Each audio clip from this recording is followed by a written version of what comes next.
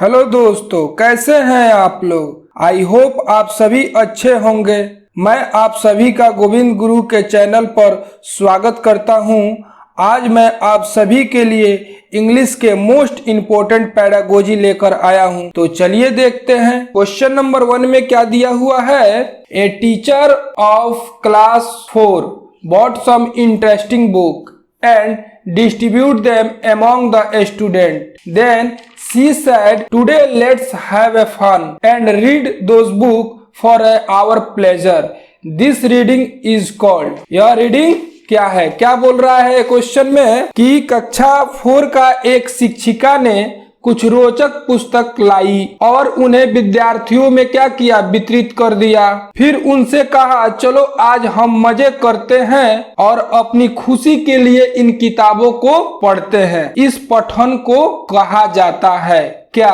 Post reading, intensive reading, extensive reading, pre reading. ठीक है। Post reading मतलब पढ़ने के बाद, इंटेंसिव रीडिंग माने गहराई से पढ़ाई जो किया जाता है, और एक्सटेंसिव रीडिंग होता है अतिशय अभ्यास या अतिशय मतलब पढ़ाई, और प्री रीडिंग जो पढ़ने के पहले होता है। तो इस क्वेश्चन का राइट आंसर हो जाएगा option number C, extensive reading. हम लोग जिस भी बुक को प्लेजर के लिए, फन के लिए पढ़ते हैं वो एक्सटेंसिव रीडिंग हो जाएगा।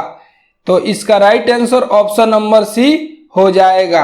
नेक्स्ट क्वेश्चन पे चलते हैं। क्वेश्चन नंबर 2 में क्या दिया है। Pedagogical knowledge includes knowledge of content, knowledge of method, both A and B, none of the above. तो इस क्वेश्चन का राइट आंसर क्या हो जाएगा। क्वेश्चन क्या बोल रहा है कि शैक्षणिक ज्ञान में शामिल है। पैडागोजिकल नॉलेज इंक्लूड, शैक्षणिक ज्ञान में शामिल है क्या? सामग्री का ज्ञान, नॉलेज ऑफ कंटेंट, विधि का ज्ञान, नॉलेज ऑफ मेथड। तो इस क्वेश्चन का राइट आंसर हो जाएगा option number C, both A and B. इस क्वेश्चन का राइट आंसर क्या हो जाएगा option number C, both A and B. Next question पे चलते हैं। क्वेश्चन नंबर 3 में क्या दिया है। असेसमेंट इज, क्या दिया है? असेसमेंट इज आकलन है। क्या है? Judgemental, product oriented, process oriented, both process and product oriented. तो इस क्वेश्चन का राइट आंसर क्या हो जाएगा। आकलन क्या है? आकलन प्रोसेस ओरिएंटेड है। क्या है? प्रोसेस ओरिएंटेड है। आकलन क्या है? प्रोसेस ओरिएंटेड है, प्रक्रिया उन्मुख। क्या है? प्रक्रिया उन्मुख, प्रोसेस ओरिएंटेड। नेक्स्ट क्वेश्चन पे चलते हैं। क्वेश्चन नंबर 4 में क्या दिया है। Which of the following is not formative assessment. क्या पूछ रहा है, निम्नलिखित में से कौन सा रचनात्मक मूल्यांकन नहीं है। क्या है? नहीं है।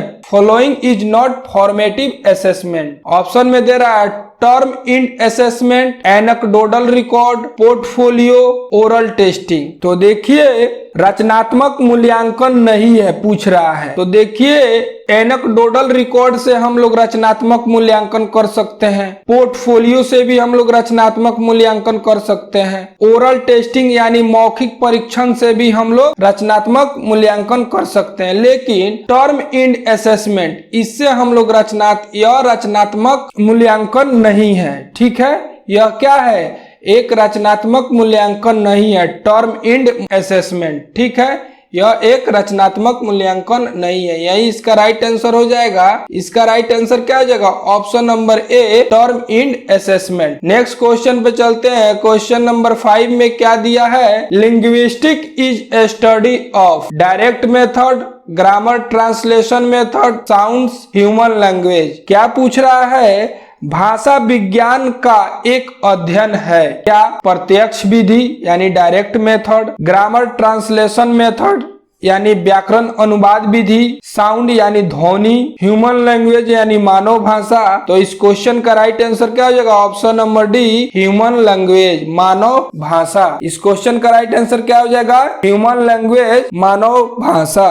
ठीक है, नेक्स्ट क्वेश्चन पे चलते हैं। क्वेश्चन नंबर 6 में क्या दिया है? A student of class 5 while reading a chapter find some difficult and unfamiliar word and it is not able to get the meaning of those word he should। क्या बोल रहा है कि कक्षा 5 का एक छात्र को एक अध्याय पढ़ते समय कुछ कठिन और अपरिचित शब्द मिलते हैं। क्या मिलते हैं? डिफिकल्ट और अनफेमिलियर वर्ड मिलते हैं, ठीक है, अपरिचित शब्द मिलते हैं और वह उन शब्दों का अर्थ नहीं समझ पाता है। क्या बोल रहा है? It is not able to get the meaning, ठीक है, नहीं समझ पाता है जो उसे चाहिए। क्या? दोज वर्ड ही शुड, जो उसे चाहिए। तो क्या करेगा वो? ऑप्शन में देखते हैं, बोल रहा है ignore or skip word and keep reading. बोल रहा है कि शब्द पर ध्यान न दे या छोड़े और पढ़ते रहें। दूसरा में बोल रहा है guess the meaning in content, सामग्री में अर्थ का अनुमान लगाए। तीसरा में बोल रहा है ask his classmate very time to help, मतलब अपने सहपाठियों से मदद करने के लिए बहुत समय मांगे। चौथा में बोल रहा है explaining the use of particular structure, विशेष संरचनाओं के उपयोग की व्याख्या करना। तो इस क्वेश्चन का right answer option number B हो जाएगा कि पढ़ाई के साथ साथ वो क्या करे, उस मीनिंग का गेस करे, उसको अनुमान लगाए कि इसका अर्थ क्या हो सकता है कंटेंट से, ठीक है, कंटेंट के थ्रू उसका मीनिंग का अनुमान लगाए। तो इस क्वेश्चन का right answer option number B हो जाएगा। नेक्स्ट क्वेश्चन पे चलते हैं। क्वेश्चन नंबर 7 में क्या दिया है? Structural grammar emphasize word of sentence, phrase of sentence, structure of sentence, all of this. तो इस क्वेश्चन का राइट आंसर क्या हो जाएगा? क्वेश्चन में क्या पूछ रहा है कि संरचनात्मक व्याकरण जोर देता है किस पे? वर्ड ऑफ सेंटेंस यानी वाक्य का शब्द, फ्रेज ऑफ सेंटेंस वाक्य का वाक्यांश, स्ट्रक्चर ऑफ सेंटेंस वाक्य का संरचना, ऑल ऑफ दीज, ये सभी। तो इस क्वेश्चन का right answer option number D हो जाएगा, ऑल ऑफ दीज। इस क्वेश्चन का राइट आंसर क्या हो जाएगा? ऑप्शन नंबर डी हो जाएगा, all of these. Next question पे चलते हैं। क्वेश्चन नंबर 8 में क्या दिया है? Functional grammar stand for using teaching grammar in A through. क्या बोल रहा है क्वेश्चन 8 में कि कार्यात्मक व्याकरण का अर्थ है व्याकरण का उपयोग अध्यापन में माध्यम से। ऑप्शन में क्या दिया है? एक्सप्लेनेशन ऑफ लिटरेरी कंटेंट, मतलब साहित्यिक सामग्री की व्याख्या। उसके बाद कॉन्टेक्स्ट, संदर्भ, आइसोलेशन, अलगाव, क्रॉसिंग, पदच्छेद होता है इसका, ठीक है। तो इस क्वेश्चन का राइट आंसर हो जाएगा ऑप्शन नंबर बी, कॉन्टेक्स्ट। इस क्वेश्चन का राइट आंसर क्या हो जाएगा? ऑप्शन नंबर बी, कॉन्टेक्स्ट, ठीक है।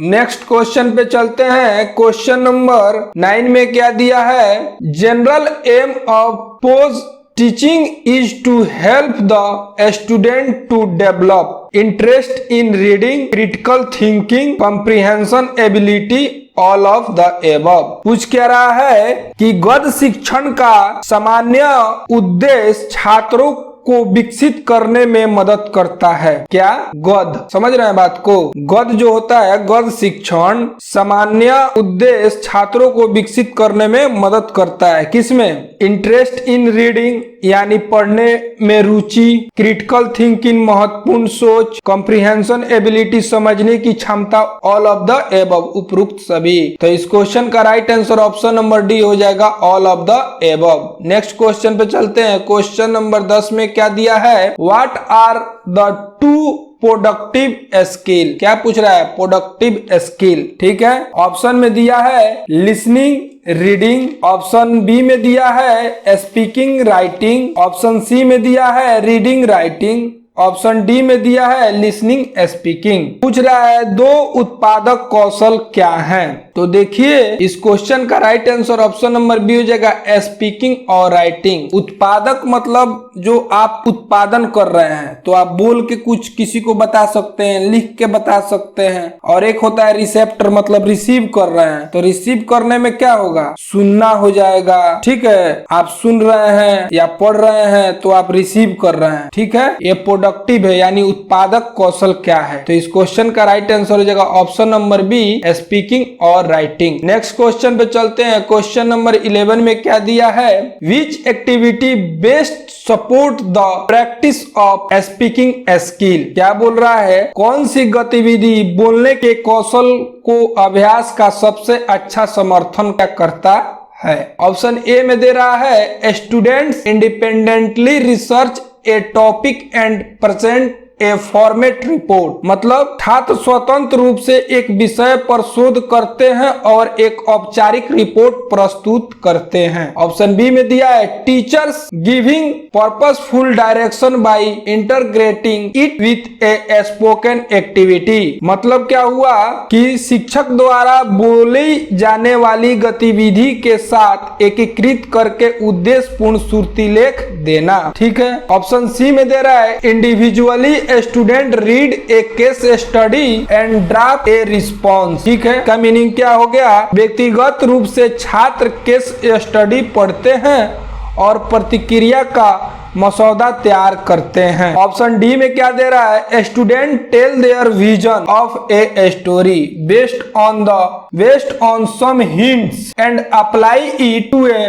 Problem solving situation. इसका मीनिंग क्या हुआ कि छात्र कुछ संकेतों के आधार पर कहानी का अपना संस्करण बनाते हैं और इसे समस्या समाधान की स्थिति में लागू करते हैं। तो क्या दे रहा है, प्रॉब्लम सॉल्विंग सिचुएशन। तो इस क्वेश्चन का right answer option number D हो जाएगा, student tell their vision of a story based on some hints and apply it to problem solving situation। इस क्वेश्चन का right answer option number D हो जाएगा। Next question पे चलते हैं। Question number 12 में क्या दिया है, dyslexia associated mainly with difficulty in reading, speaking, listening, writing. तो डिसलेक्सिया किस में होता है, तो डिसलेक्सिया, देखिए डिसलेक्सिया मुख्य रूप से किस कठिनाइयों से जुड़ा हुआ है। तो आप जानते हैं कि डिसलेक्सिया किससे जुड़ा हुआ है, पढ़ना से। किससे, पढ़ना से। तो इसका right answer option number A हो जाएगा। क्वेश्चन नंबर 13 में क्या दिया है, example of creative reading project assessment are. क्या दे रहा है कि रचनात्मक पठन परियोजना के मूल्यांकन के उदाहरण। ऑप्शन ए में है, reference work done in library for more information on them, मतलब कि विषय पर अधिक जानकारी के लिए पुस्तकालय में किया गया संदर्भ कार्य। Surfing the internet for related information, इसका मतलब क्या हुआ कि संबंधित जानकारी के लिए इंटरनेट पर खोजें या सर्फिंग करें। ऑप्शन सी में दे रहा है, dramatisation, role play and re writing from different point of view, मतलब ये हुआ कि एक अलग दृष्टिकोण से नाटकीयता, भूमिका, खेल और पुनर्लेखन। ऑप्शन डी में दे रहा है, रीडिंग फॉर मीनिंग, अर्थ के लिए पठन। तो इस क्वेश्चन का राइट आंसर हो जाएगा ऑप्शन नंबर सी। इस क्वेश्चन का राइट आंसर क्या हो जाएगा, ऑप्शन नंबर सी, कि एक अलग दृष्टिकोण से नाटकीयता, भूमिका, खेल और पुनर्मिलन, क्योंकि डिफरेंट पॉइंट ऑफ व्यू बोल रहा है। ठीक है, नेक्स्ट क्वेश्चन पे चलते हैं। क्वेश्चन नंबर 14 में क्या दिया है, how can teacher response to are correct students writing in way that effective, मतलब क्या हुआ कि शिक्षक कैसे प्रभावी तरीका से छात्रों के लेखन का जवाब दे सकता है या सही कर सकता है। ठीक है, ऑप्शन में दे रहा है, करेक्टिंग एवरी एरर इन एसे, निबंध में हर त्रुटियों को सुधारना। ऑप्शन बी में है, writing detailed comment in the margin में विस्तृत टिप्पणियां लिखना। Offering encouraging and summary remark, मतलब उत्साहजनक और सारांश टिप्पणियों की पेशकश। Locating pattern of error and suggesting improvement, मतलब त्रुटि के पैटर्न का पता लगाना और सुधार का सुझाव देना। तो इस क्वेश्चन का right answer option number D हो जाएगा। क्या कि आप एक राइटिंग स्किल इफेक्टिव बनाना चाहते हैं। ठीक है, लेखन मतलब छात्रों का लेखन का जवाब दे सकते हैं, सही कर सकते हैं, कैसे पूछ रहा है। तो आप उसको खोजेंगे ना, यहाँ क्या बोल रहा है, लोकेटिंग पैटर्न ऑफ एरर। आप ढूंढेंगे कि किस पैटर्न का एरर बच्चा कर रहा है और उसको सजेस्ट करेंगे कि तुम इंप्रूवमेंट करो, यहाँ पे गलती किए हो, यहाँ पे गलती की हो। तो इस क्वेश्चन का right answer option number D हो जाएगा। क्वेश्चन नंबर 15 में क्या दिया हुआ है देखते हैं। बोल रहा है कि रिमेडियल टीचिंग इज फॉर, मतलब उपचारात्मक शिक्षण के लिए है। ऑप्शन में दिया है improving the image of the school, क्या हुआ मतलब स्कूल की छवि में सुधार। दूसरा बोल रहा है the learner to learn better, मतलब क्या हुआ शिक्षार्थी बेहतर सीखने के लिए। तीसरा हम बोल रहा है to learner to learn better and the teacher to improve his her teaching, मतलब क्या हुआ शिक्षार्थी बेहतर सीखने के लिए और शिक्षक अपने शिक्षण में सुधार करने के लिए। तो इस क्वेश्चन का राइट आंसर यही हो जाएगा ऑप्शन नंबर सी। इस क्वेश्चन का राइट आंसर क्या हो जाएगा, ऑप्शन नंबर सी हो जाएगा। ऑप्शन डी में क्या दिया है, the teacher to teach better, मतलब शिक्षक बेहतर पढ़ाने के लिए। ये कोई मतलब नहीं बनता है। तो इस क्वेश्चन का right answer option number C हो जाएगा। क्वेश्चन नंबर 16 पर चलते हैं, देखते हैं क्या दिया हुआ है। क्वेश्चन नंबर 16 में in a constructive classroom language learning would most importantly be based on. पूछ क्या रहा है 16 में कि एक रचनावादी कक्षा में भाषा सीखने सबसे महत्वपूर्ण रूप से निम्न पर आधारित होगा। ऑप्शन में दे रहा है ये क्या दे रहा है, ऑप्शन ए में minute observation and record of each child's handwriting development, मतलब कि प्रत्येक बच्चे के हस्तलेख विकास का हर मिनट अवलोकन और रिकॉर्ड। ऑप्शन बी में दे रहा है correction of spelling error and making sure syllabus that they are not repeated, मतलब क्या हुआ कि वर्तनी की त्रुटियों का सुधार और यह सुनिश्चित करना कि उन्हें दोहराया नहीं गया हो। ऑप्शन सी में दे रहा है केयरफुली कंप्लीटिंग द लैंग्वेज, मतलब क्या हुआ कि भाषा को अध्ययन से पूरा करना। ऑप्शन डी में दे रहा है group discussion and peer instruction, क्या दे रहा है group discussion and peer instruction. तो इस क्वेश्चन का right answer option number D हो जाएगा। मतलब क्या हुआ कि समूह चर्चा और सहकर्मी बातचीत से भाषा का विकास हो सकता है। किससे हो सकता है, बोल रहा है कि रचनावादी कक्षा में भाषा सीखने का सबसे महत्वपूर्ण रूप से निम्न पर आधारित है। किस पे, ग्रुप डिस्कशन और पीयर इंटरेक्शन पे। ठीक है, language learning would most importantly be based on group discussion and peer interaction. इस क्वेश्चन का right answer option number D हो जाएगा। नेक्स्ट क्वेश्चन पे चलते हैं। क्वेश्चन नंबर 17 में क्या दिया है, क्वेश्चन नंबर 17 में दिया हुआ है a teacher asks the student to assess their classmate during a debate competition in the class.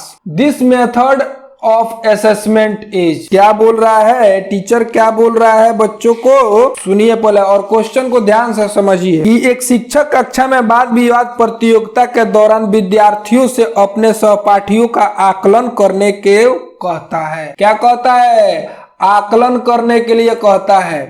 ठीक है, यह मूल्यांकन क्या है। ऑप्शन में दे रहा है इंडिविजुअल असेसमेंट यानी व्यक्तिगत मूल्यांकन, उसके बाद पीयर असेसमेंट यानी सहकर्मी मूल्यांकन, सेल्फ असेसमेंट यानी आत्म मूल्यांकन, ग्रुप असेसमेंट यानी समूह मूल्यांकन। तो इस क्वेश्चन का राइट आंसर क्या हो जाएगा, इस क्वेश्चन का राइट आंसर क्या हो जाएगा बताइए आप लोग। इस क्वेश्चन का right answer option number B हो जाएगा, पीयर असेसमेंट, सहकर्मी मूल्यांकन। इस क्वेश्चन का राइट आंसर क्या हो जाएगा, option number B, peer assessment. Next question पे चलते हैं। क्वेश्चन नंबर 18 में क्या दिया है, देखिए ये मैच द फॉलोइंग करना है। ठीक है, इधर दिया है टाइप ऑफ असेसमेंट और इधर दिया है मीनिंग। ठीक है, ए में दिया है असेसमेंट ऑफ लर्निंग, मतलब क्या हुआ कि सीखने का आकलन। ठीक है, बी में क्या दे रखा है असेसमेंट फॉर लर्निंग, सीखने के लिए आकलन, और सी में दिया है असेसमेंट एज ए लर्निंग, सीखने के रूप में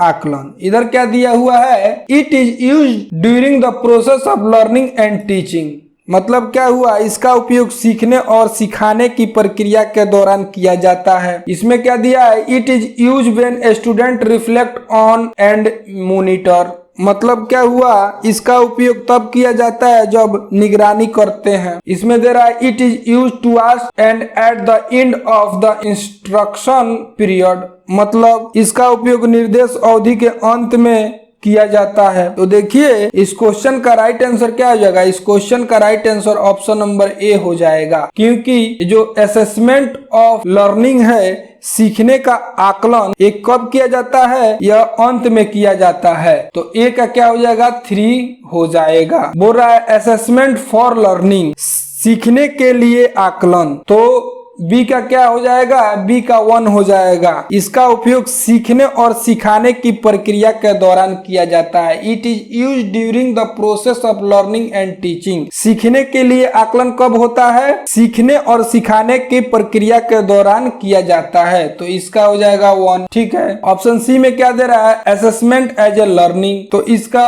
डेफिनेटली आप 2 मार दिए तो एक तो ये उसका हो ही जाएगा। इसका उपयोग तब किया जाता है जब निगरानी के लिए करते हो, सीखने के रूप में आकलन, असेसमेंट एज ए लर्निंग, ठीक है। नेक्स्ट क्वेश्चन पे चलते हैं। क्वेश्चन नंबर 19 में क्या दिया हुआ है, a teacher asks the learner to think of idea quickly about the topic save water and also ask them to note down their ideas before writing the article on save water, she is focusing on. क्या बोल रहा है कि एक शिक्षक शिक्षार्थियों से पानी बचाओ विषय के बारे में जल्दी से विचार करने के लिए कहती है, ठीक है, और उनसे पानी बचाओ पर लेख लिखने से पहले अपने विचार को नोट करने के लिए भी कहती है। वह इस पर ध्यान केंद्रित कर रही है। ऑप्शन में दे रहा है brain storming, assessment, checklist, drill. तो इस क्वेश्चन का राइट आंसर हो जाएगा ऑप्शन नंबर ए, ब्रेन स्टॉर्मिंग, यानी दिमागी तूफान, ब्रेन स्टॉर्मिंग, दिमागी तूफान, ठीक है। वो मूल्यांकन, चेकलिस्ट या ड्रिल वगैरह पे प्रयास नहीं, आइडियाज वगैरह जो क्विकली करने के लिए बोल रही है, वो सब क्या होता है, जो बच्चा बहुत ज्यादा तेज रहता है वो चेक करना चाहती है, ब्रेन स्टॉर्मिंग देखना चाहती है किसका दिमाग ज्यादा तेज है। नेक्स्ट क्वेश्चन पे चलते हैं। क्वेश्चन नंबर 20 में क्या दिया है, a primary teacher should introduce reading through a story, picture book, alphabet book only, phonic teaching. क्या पूछ रहा है, एक प्राथमिक शिक्षक को निम्नलिखित के माध्यम से पठन का परिचय देना चाहिए। स्टोरी यानी कहानी, पिक्चर बुक यानी चित्र पुस्तकें, अल्फाबेट बुक ओनली केवल वर्णमाला किताबें, फोनिक टीचिंग ध्वनात्मक शिक्षण। तो इस क्वेश्चन का right answer option number B हो जाएगा, पिक्चर बुक, चित्र वाले पुस्तक जो भी हो, प्राथमिक प्राइमरी टीचर को रीडिंग मतलब प्राथमिक शिक्षक को चित्र पुस्तक से ही परिचय देना चाहिए पठन का, ठीक है। नेक्स्ट क्वेश्चन पे चलते हैं। क्वेश्चन नंबर 21 में क्या दिया है, vocabulary can be thought by using of following techniques, usages, direct, synonym, all of this. तो इस क्वेश्चन का राइट आंसर क्या हो जाएगा, क्या बोल रहा है क्वेश्चन में कि शब्दावली को निम्नलिखित तकनीक का उपयोग करके पढ़ाया जा सकता है। यूजेज यानी उपयोग, डायरेक्ट यानी प्रत्यक्ष, सिनोनिम माने समानार्थी, और ऑल ऑफ दिस ये सभी। तो इस क्वेश्चन का right answer option number D हो जाएगा, ऑल ऑफ दिस। इस सभी से हम लोग वोकैबुलरी को क्या कर सकते हैं, पढ़ा सकते हैं, ठीक है। नेक्स्ट क्वेश्चन पे चलते हैं। क्वेश्चन नंबर 22 में क्या दिया है, teacher can demystify abstract grammatical terminology so that a student can write through the. क्या बोल रहा है क्वेश्चन में कि शिक्षक अमूर्त व्याकरणीय शब्दावली का रहस्य उद्घाटन कर सकते हैं ताकि छात्र को माध्यम से लिख सके, क्या कर सके, ताकि छात्र के माध्यम से लिख सके। ऑप्शन में दे रहा है explicitly teaching of certain structure, मतलब कुछ संरचनाओं का स्पष्ट शिक्षण, separating of spoken and writing from of language, बोली जाने वाली लिखित भाषा के रूप में अलगाव मतलब अलग करना, ठीक है। Linking of spoken language with writing,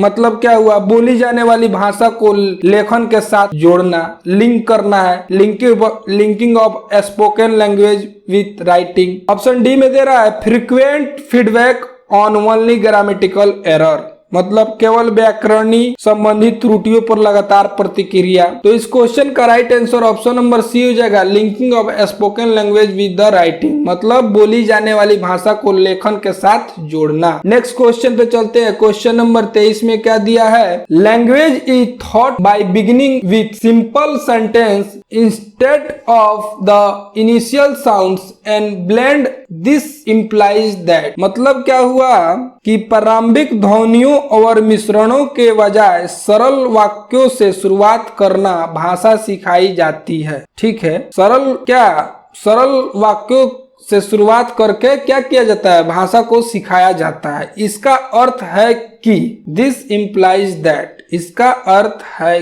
कि ऑप्शन ए में दे रहा है communication sentence is based on complete, मतलब संचार वाक्य पूर्ण पर आधारित है। ऑप्शन बी में दे रहा है pronunciation has no place in language acquisition, भाषा अधिग्रहण में उच्चारण का कोई स्थान नहीं है। ऑप्शन सी में दे रहा है grammar and pronunciation have equal place in language teaching, मतलब क्या हुआ, भाषा शिक्षण में व्याकरण और उच्चारण का समान स्थान है। ऑप्शन डी में दे रहा है कि grammar is an important basis of communication, व्याकरण संचार का एक महत्वपूर्ण आधार है। ठीक है, तो इस क्वेश्चन का राइट आंसर क्या हो जाएगा, इस क्वेश्चन का राइट आंसर हो जाएगा ऑप्शन नंबर डी कि grammar is an important basis of communication, व्याकरण संचार का एक महत्वपूर्ण आधार है। ठीक है, नेक्स्ट क्वेश्चन पे चलते हैं। क्वेश्चन नंबर 24 में क्या दिया है, स्टोरी टेलिंग इज एन, ठीक है, मेथड यानी विधि। ठीक है, उसके बाद क्या दे रहा है, स्ट्रेटेजी, मतलब क्या हुआ, रणनीति। उसके बाद बोल रहा है टेक्निक्स यानी तकनीक, अप्रोच माने दृष्टिकोण। तो इस क्वेश्चन का राइट आंसर क्या हो जाएगा, इस क्वेश्चन का right answer option number C हो जाएगा, टेक्निक्स। स्टोरी क्या है, एक टेक्निक्स है, story telling is a techniques. Next question पे चलते हैं। क्वेश्चन नंबर 25 में क्या दिया है, what is a task in task based language learning. Option A में दे रहा है a piece of work which enable learners be an activity. Question में पूछ क्या रहा है कि कार्य आधारित भाषा सीखने में कार्य क्या है। ठीक है, what is a task in task based language learning. तो ऑप्शन ए में क्या दिया है कि a piece of work which enables learners to do an activity, मतलब क्या हुआ कि काम का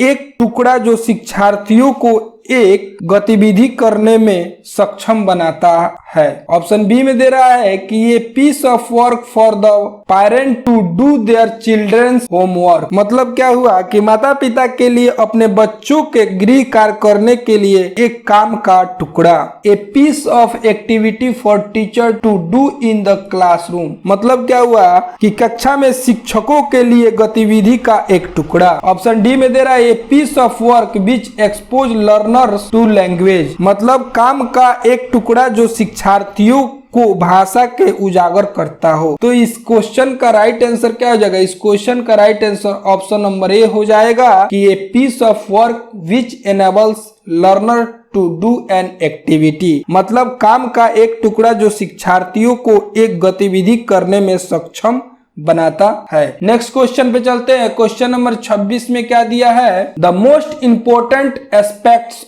of an effective language classroom is to provided learners with an opportunity to interact, assess, interfere, imitate, मतलब क्या पूछ रहा है कि एक भावनात्मक भाषा कक्षा का सबसे महत्वपूर्ण पहलू शिक्षार्थियों को एक अवसर प्रदान करता है। क्या, इंटरेक्ट यानी बातचीत, एसेस मतलब आकलन, इंटरफेयर माने हस्तक्षेप, इमिटेड मतलब नकल। तो इस क्वेश्चन का right answer option number A हो जाएगा, इंटरेक्ट यानी बातचीत। ठीक है, नेक्स्ट क्वेश्चन पे चलते हैं। क्वेश्चन नंबर 27 में क्या दिया है, develop a resource book for class 1, teacher gives 3 instruction to each student regarding which item are to be put in it. Example, puppets, piece of colored fabric, brushes, stencils, color pencils, small toys, etc. A student follow instructions they activity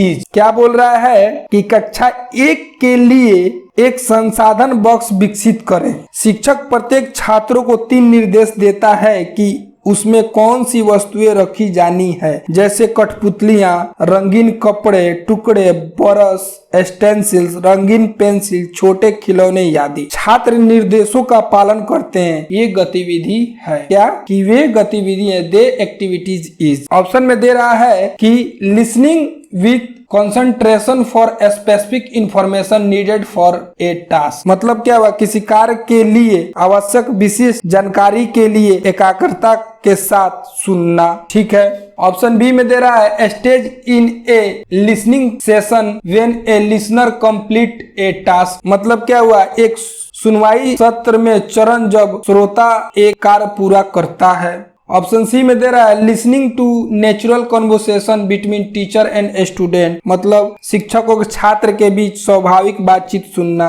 option D में दे रहा है listening to a speech which is semi script. मतलब क्या हुआ कि एक भाषण सुनना जो अर्ध लिपिबद्ध है। तो इस क्वेश्चन का right answer option number A हो जाएगा, लिसनिंग विथ करेक्शन। मतलब ऑप्शन नंबर ए हो जाएगा, listening with concentration for specific information needed for a task. मतलब क्या हुआ कि जब मान लीजिए टीचर बता रहा है कि तुमको 3 निर्देश दे रहा है कि बॉक्स में ये वो वस्तु रखनी है, तो आप जब तक ध्यान से नहीं सुनिएगा, बोलेगा कि पहले वाले मतलब बॉक्स में पहले ये रखना है, आप रख दीजिएगा कोई दूसरा चीज। इसीलिए ऑप्शन नंबर ए इसका राइट आंसर हो जाएगा, किसी कार्य के लिए आवश्यक विशिष्ट जानकारी के लिए एकाग्रता के साथ सुनना। आप सुनिएगा तभी वो काम अच्छी तरीके से कर पाइएगा। नेक्स्ट क्वेश्चन पे चलते हैं। क्वेश्चन नंबर 28 में क्या दिया हुआ है, Which of the following is not appropriate about language game? ठीक है। ऑप्शन ए में क्या दिया है, ऑप्शन ए में दिया है language game create a stress free and natural environment where learners can learn English the way they learn alone. ठीक है। ये क्वेश्चन बोल क्या रहा है पहले ये समझ लीजिए। ये क्वेश्चन बोल रहा है कि निम्नलिखित में से कौन भाषा के खेल के बारे में उपयुक्त नहीं है। क्या है, नहीं है। Which of the following is not appropriate about language game? ठीक है।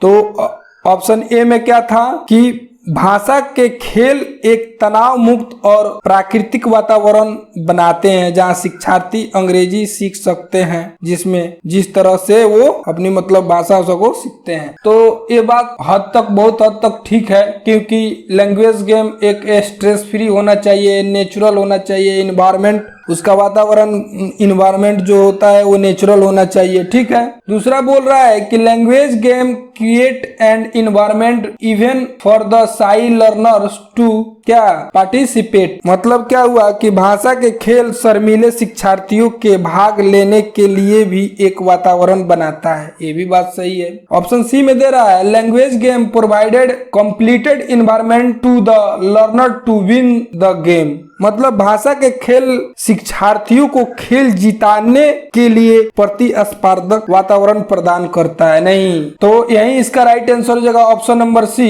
Language game create a real world content context in the classroom and enhance the usages of English. मतलब क्या हुआ, भाषा के खेल कक्षा में एक वास्तविक दुनिया का संदर्भ बनाते हैं और अंग्रेजी के उपयोग को बढ़ाते हैं। बात सही है। तो इस क्वेश्चन का right answer option number C हो जाएगा। ठीक है। नेक्स्ट क्वेश्चन पे चलते हैं। क्वेश्चन नंबर 29 में क्या दिया है, communicative language teaching lay emphasize on grammatical competency language usage from writing. मतलब क्या हुआ कि बोल रहा है कि संचारी भाषा शिक्षण पर बल दिया जाता है। ग्रामेटिकल कॉम्पिटेंसी मतलब व्याकरणिक योग्यता, लैंग्वेज यूजेज यानी भाषा का उपयोग, फ्रॉम यानी फॉर्म, राइटिंग लेखन। तो इस क्वेश्चन का राइट आंसर क्या हो जाएगा, इस क्वेश्चन का right answer option number B हो जाएगा, लैंग्वेज यूजेज। ठीक है। कि देखिए कोई भी भाषा आप सीखना चाहते हैं तो आप उस भाषा का प्रयोग कीजिएगा तभी सीखिएगा। ठीक है। जब तक आप उस भाषा का प्रयोग ज्यादा से ज्यादा नहीं कर पाइएगा आप कोई भी भाषा सीख नहीं पाइएगा। ठीक है। नेक्स्ट क्वेश्चन पे चलते हैं। क्वेश्चन नंबर 30 में क्या दिया है कि टीचर कैन रिमेडिएट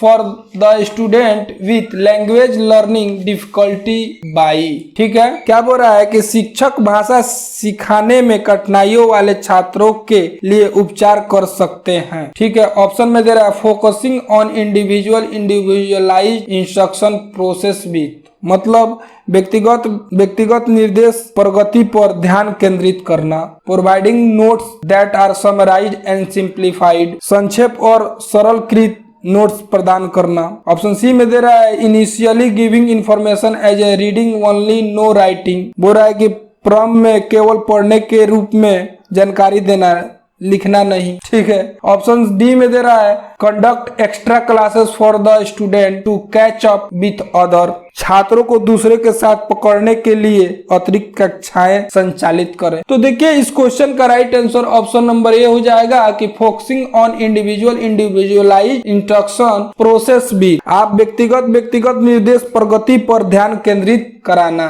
ठीक है, तो आज का क्लास यहीं पे समाप्त होता है।